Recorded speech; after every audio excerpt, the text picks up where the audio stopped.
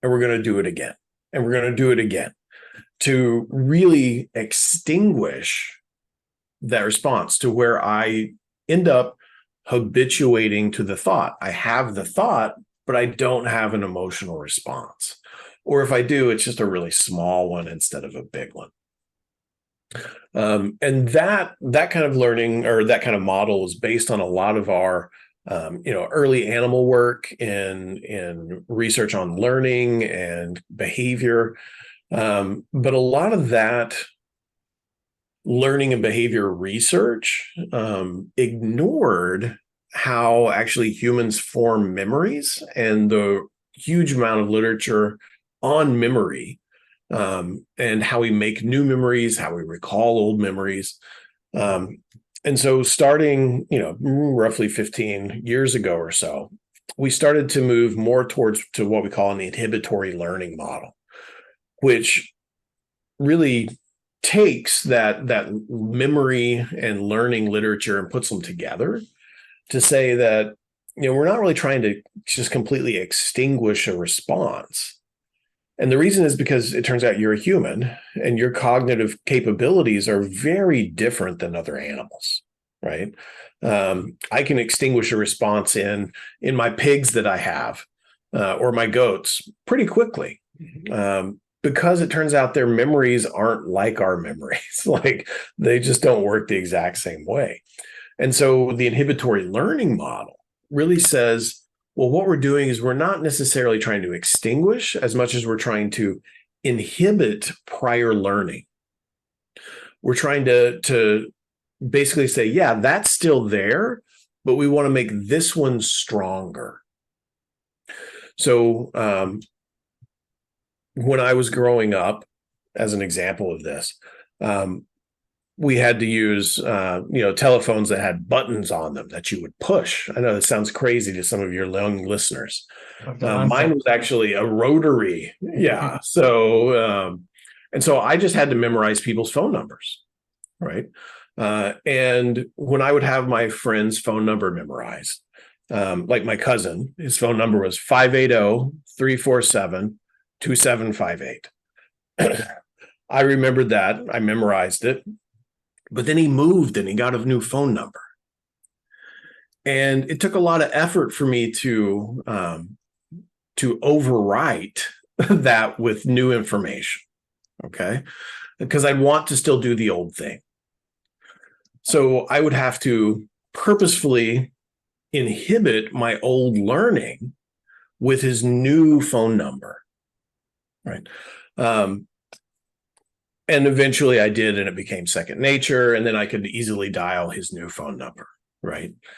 When we see an OCD and a lot of other anxiety problems, is that we're not completely throwing out those old memories, those old learning patterns. We're building new ones that are more adaptive. And so they kind of lay on top of the old ones, instead of, in the habituation model, completely rid of them, right? They're completely gone. And so certainly this has been, I would say, a little controversial in terms of clinicians, because if inhibitory learning is what's really taking place, then it means that we change the way that we do our exposures sometimes. And we change them in order to maximize this new learning that's taking place, as opposed to habituation, which tries to maximize extinction processes. And so certainly there's been some controversy. I can't speak for everybody, but I think a lot of clinicians, we're not either or, right? So it's not that it's only extinction or it's only inhibitory learning. It's that it's extinction and inhibitory learning, and it differs from person to person. And we can do both at the same time, it turns out. Like, we can leverage the purpose of, or the processes that make extinction stronger, and leverage the processes that make inhibitory learning stronger. And I think that's really where we should be today, because there's tons of evidence for both.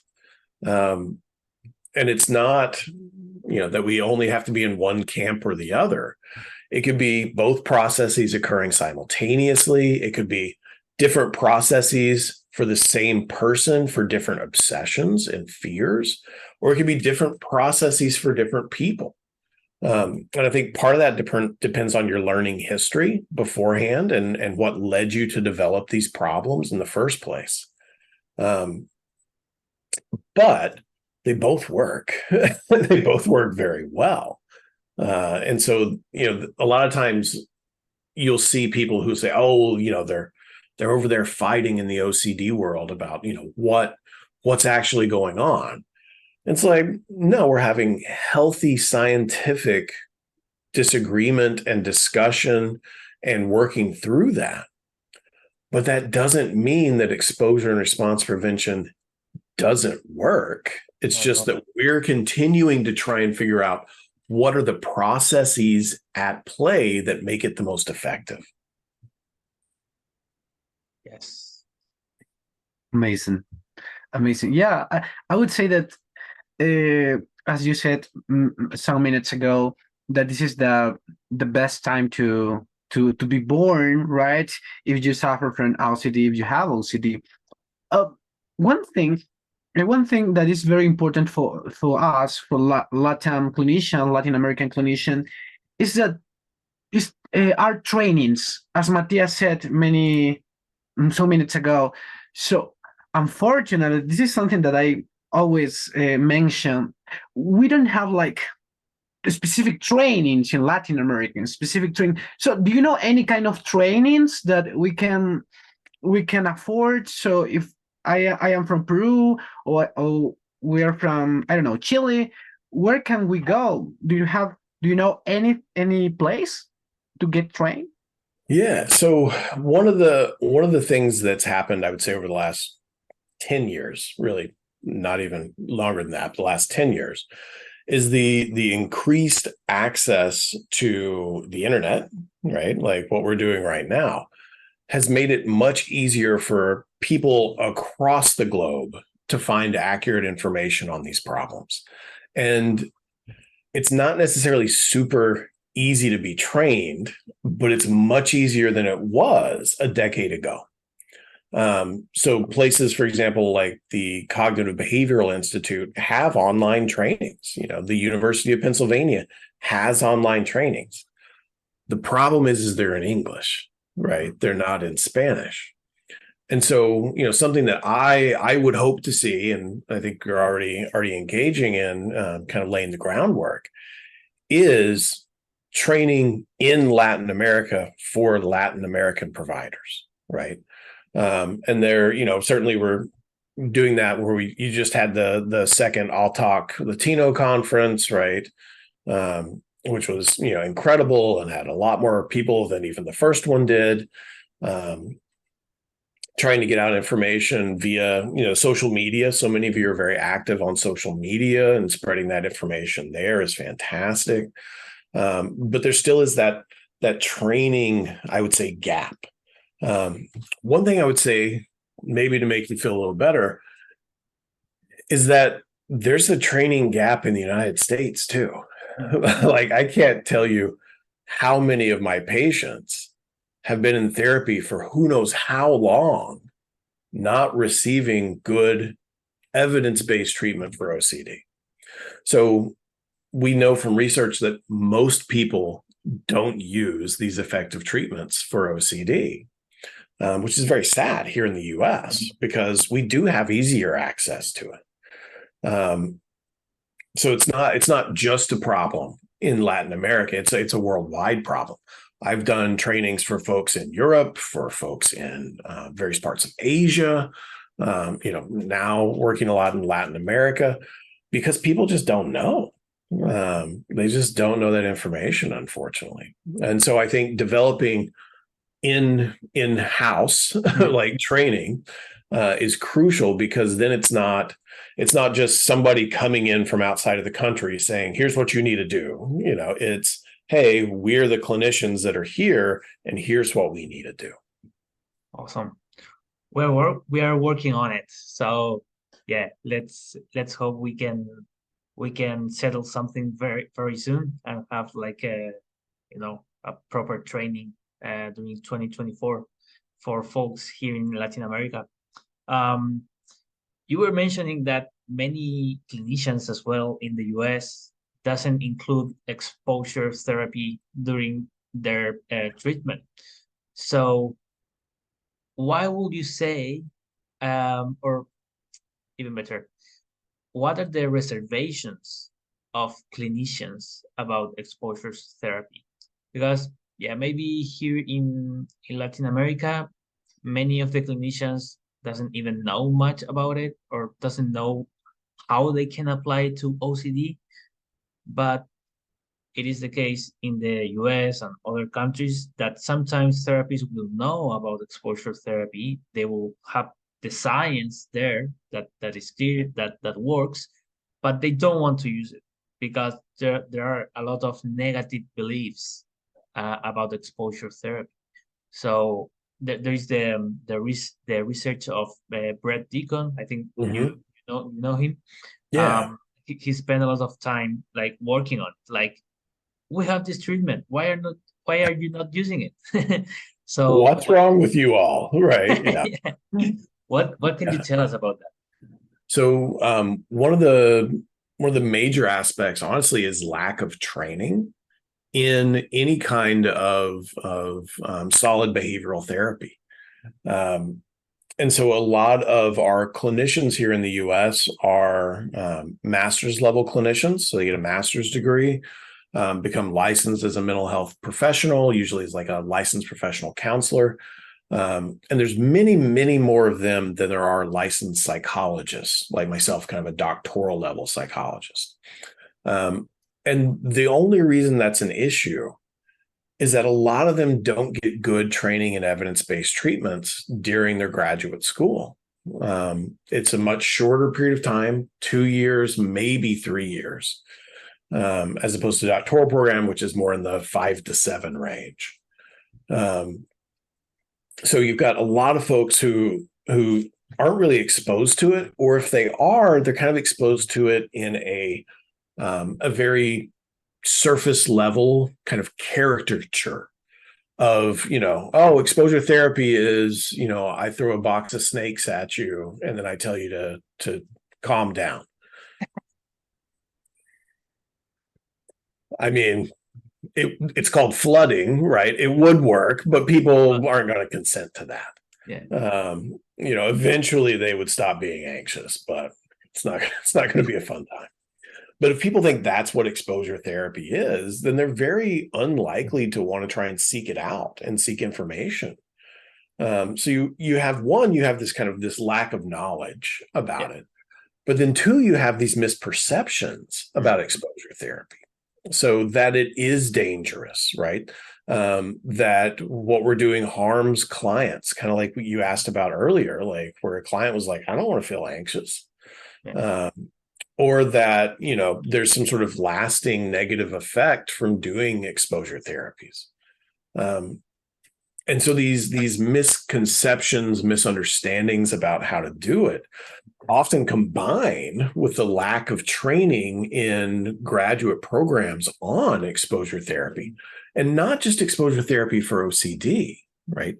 Exposure therapy for PTSD, for social anxiety, for specific phobias, for any kind of fear-based problem.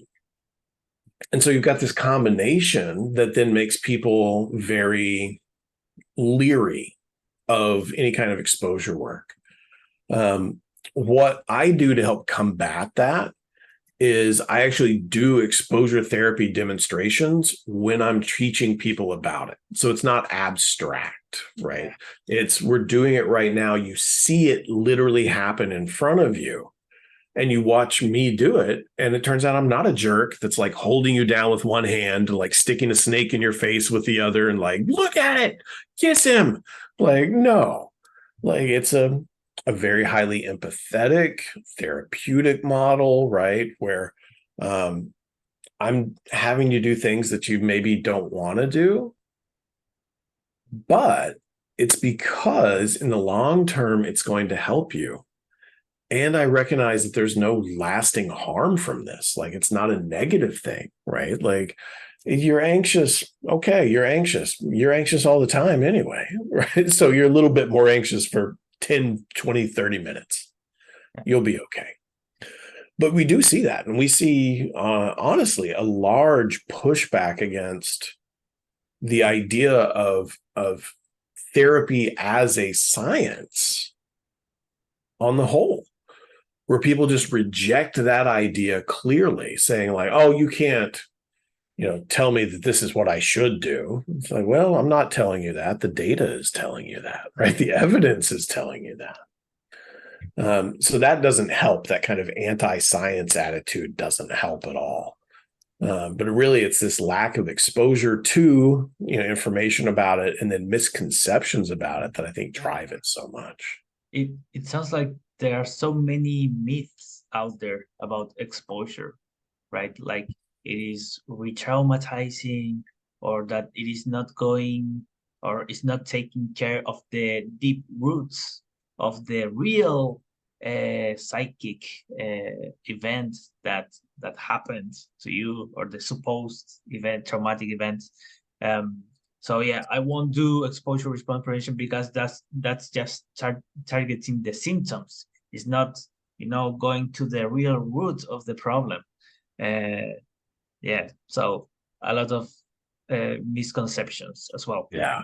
And that's really what they are, right? Is this, lack of knowledge, misunderstandings, not knowing about like behavioral therapy and like how it works, where it comes from. I've seen, I can't even tell you how many clinicians who have that same idea, like you're going to traumatize them. It's like, I've never had a patient leave with a PTSD diagnosis because of their OCD treatment. Like, never in my life. Exactly. I've had many of them leave saying, thank you so much, right? Like, I'm going to come give you a hug. One little girl wanted me to move in with her and her family. She was like, why don't you just come live with us? I've got my own house. Like, but thank you. But if I need it, I'll keep it in mind. What we see is people are grateful, right? They're not traumatized. They're grateful because they're better. They've often suffered for years to decades, and suffered because of these ineffective treatments. Totally. So, Marcos. Yeah, this is incredible, actually. Yeah, because a lot of people think they're going to get worse with exposure. So, but it is not in that way. Okay. Before we finish this meeting, which has been very, very incredible. So, how people can get in touch with you? I mean, by email? Do you have a web page? Do you have a Facebook page? Professor, please. Yeah. The easiest way is to go to my website, which is just my name, caloblak.com. You can also look me up on Facebook. I've got a Professor Caleb Black Facebook page where I post, trainings I'm doing, things I've written, workshops, stuff like that. But those are by far the easiest ways to get a hold of me. Awesome. One last question. There is a book coming out very soon that you have written. When is it coming out? What is it about?